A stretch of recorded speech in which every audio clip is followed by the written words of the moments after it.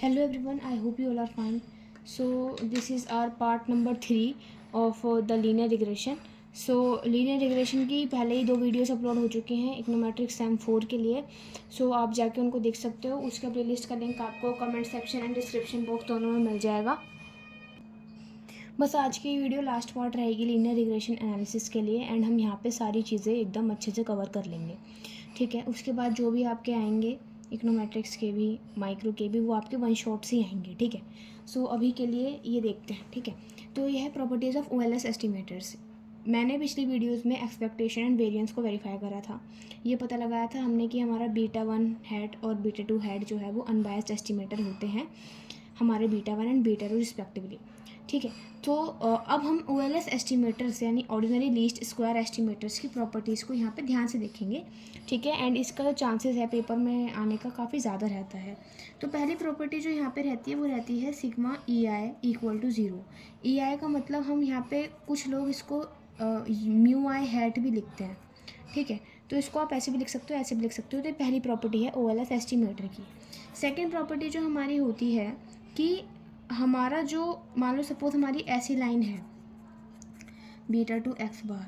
ठीक है, इस तरीके से हमारी लाइन है, ये हमारी रिग्रेशन लाइन है. तो यहाँ पर जो ये y बार और x बार है यानी sample mean of y and x, ये हमेशा हमारी OLS रिग्रेशन लाइन पे लाई करेंगे.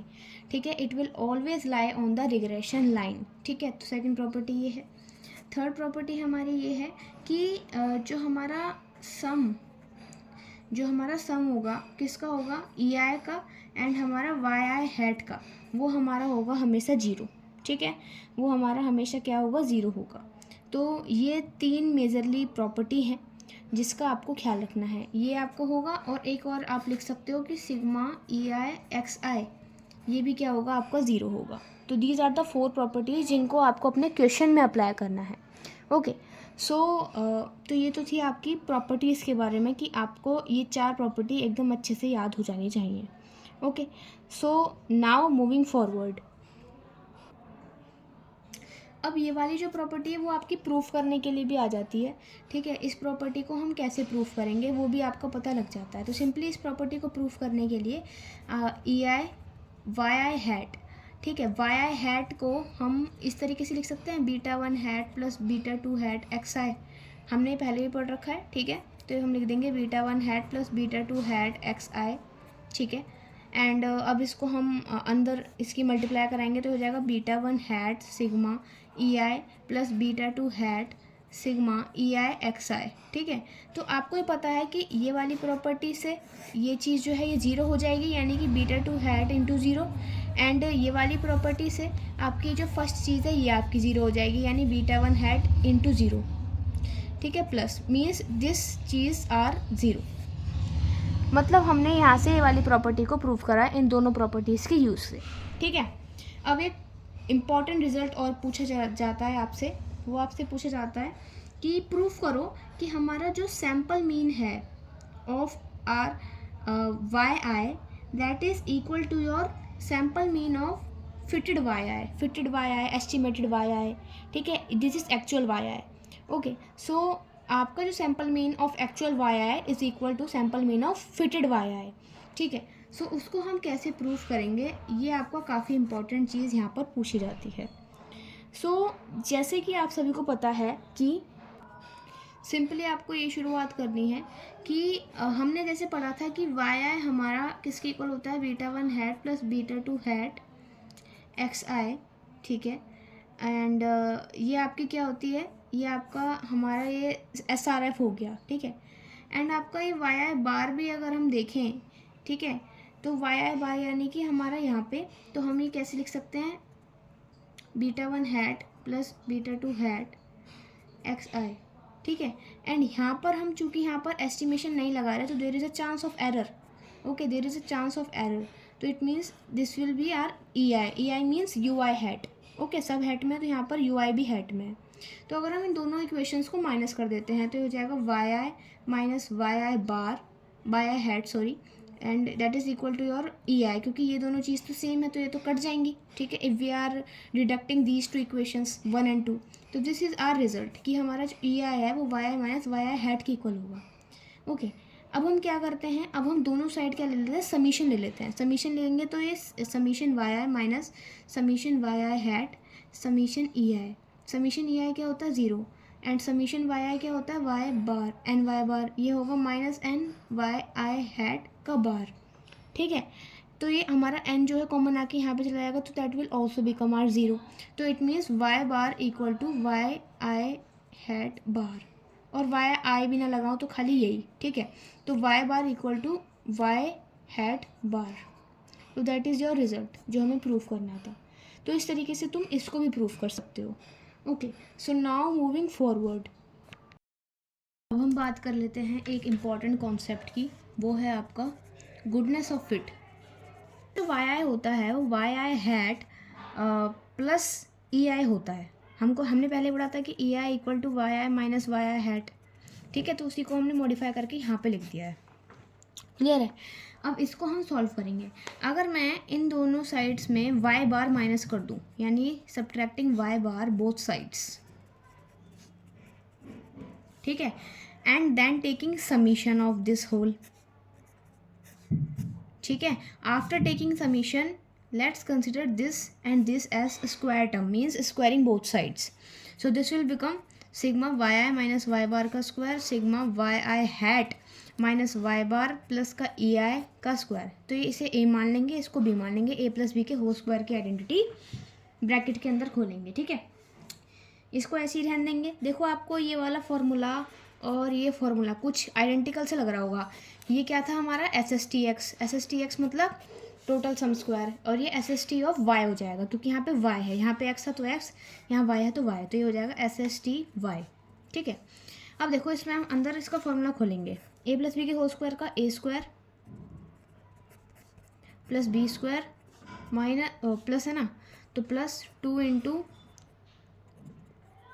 ए इंटू बी, ठीक है। So this will become our formula.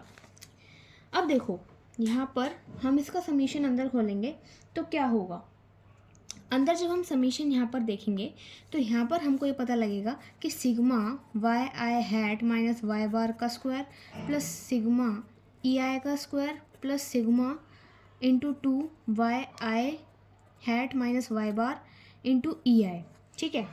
तो इसका यहाँ पर ऐसे हो जाएगा। अब हम क्या करेंगे, अभी एस एस टी वाई यहाँ पर आप खुद ही एज्यूम कर लेना, ये जो चीज़ है वो होती है आपकी एस एस ई मतलब explained sum square. Explained sum square हम इस फॉर्मेट में लिखते हैं, ठीक है। जैसे S S T of Y हम इस फॉर्मेट में लिखते थे, हम एक्सप्लेन्ड सम स्क्वायर इस फॉर्मेट में लिखेंगे ऑफ वाई। तो this is our S S T of Y equal to S S E of Y plus ये जो हमारी चीज़ है ये होता है हमारा आर एस एस या फिर S S are. Are S S का मतलब रेसिडुअल सम स्क्वायर, ठीक है, या फिर एस एस आर भी लिख सकते हो, ठीक है, एस एस आर प्लस अब ये जो चीज़ है वो आपकी होगी 0, ठीक है। अब ये चीज़ आपकी 0 कैसे होगी वो भी आपको हम यहाँ पर बताने वाले हैं।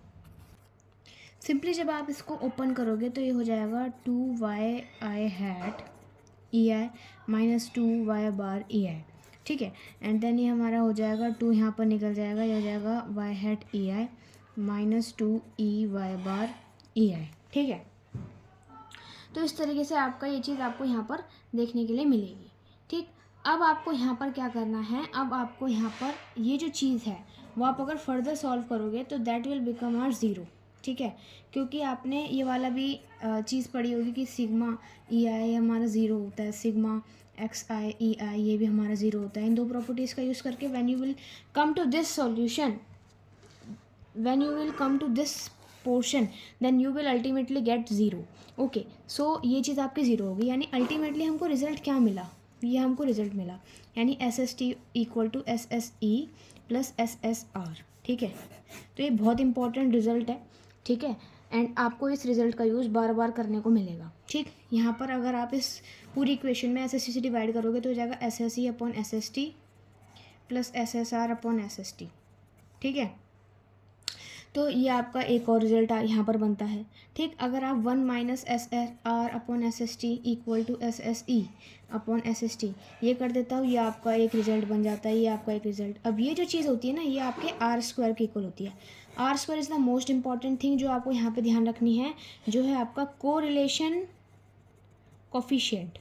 कोरिलेशन कोफिशिएंट का मतलब होता है, अगर हमारे कोरिलेशन कोफिशिएंट का मतलब होता है कि अगर ये हमारी ये एक ऐसी चीज़ है, वो हमें बताती है कि अगर हमारा कोई इंडिपेंडेंट वेरिएबल में चेंज हो रहा है तो उससे डिपेंडेंट वेरिएबल पे क्या फ़र्क पड़ेगा। इफ़ माई इंडिपेंडेंट वेरिएबल मतलब हमारा अगर एक्स आई चेंज हो रहा है किसी भी यूनिट से, तो वो कितना इफेक्ट डालेगा वाई आई पे। So this is what R square tells us. R square का एक और फॉर्मूला होता है, covariance of X Y upon में standard deviation of X standard deviation of Y. ये तो होता है खाली आर का। अगर आर स्क्वायर का निकालना है तो दोनों साइड क्या कर दो, स्क्वायर कर दो। तो ये हो गया आपका आर स्क्वायर का फॉर्मूला। ठीक है, तो ये बहुत ज़्यादा इंपॉर्टेंट चीज़ें थी जो मैंने आपको यहाँ पर बताई। ठीक, अब ये 5 एजम्पशन होती हैं CLRM की। ठीक है, CLRM मतलब क्लासिकल लीनियर रिग्रेशन मॉडल। इसकी 5 एजम्पशन होती हैं, तो आपको ये बुक में ही मिल जाएंगे, लेकिन देखो एक बार शॉर्ट में हम यहाँ पर कवर कर लेते हैं। पहली जो एजम्पशन होती है कि हमेशा जो ये वाला आपको मॉडल होता है ना, Y I plus equal to β1 plus β2 X I plus U I, इसमें जो आपके पैरामीटर्स हैं वो हमेशा लीनियर रहेंगे, तभी वो लीनियर कहलाएगा, तभी वो क्लासिकल लीनियर कहलाएगा। ठीक है, पैरामीटर हमेशा लीनियर रहेंगे। एक्सपेक्टेशन ऑफ यू यानी कि आपके error term given X I will always be equal to 0। ये आपकी हमेशा आपको यहाँ पे एजम्पशन आपको मान के चलनी है। ठीक है, वेरिएंस ऑफ यू आई या फिर error term that will also be equal to R sigma square. Variance of R U I आपका सिग्मा स्क्वायर के इक्वल होगा।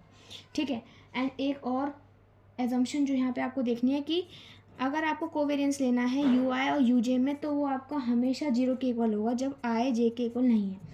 Means there is no correlation between any 2 error term. किसी भी 2 error term में कोई भी रिलेशन आपको देखने के लिए नहीं मिलेगा। एक एजम्पशन ये है कि आपकी जो स्पेसिफिक बायसनेस है, मतलब आपका जो मॉडल है वो स्पेसिफिकली बायस्ड नहीं होगा। ठीक है, और एरर टर्म जो है आपकी, मतलब हमारा जो एरर है यहाँ पर वो इम्पीरिकल एनालिसिस के लिए आपका यूज़ किया जाएगा। सो यहाँ पर हमने बहुत इंपॉर्टेंट टॉपिक्स कवर करे। अब बचता है बस आपका हाइपोथेसिस टेस्टिंग। हाइपोथेसिस टेस्टिंग हम मल्टीपल रिग्रेशन मॉडल और लीनियर रिग्रेशन मॉडल दोनों का एक साथ करेंगे। सो यहाँ पर आपका मेजरली पोर्शन यहाँ पर आपका कवर होता है। तो I hope you like this video. If you like this video, then do share this video to your friends and subscribe my channel for these type of videos.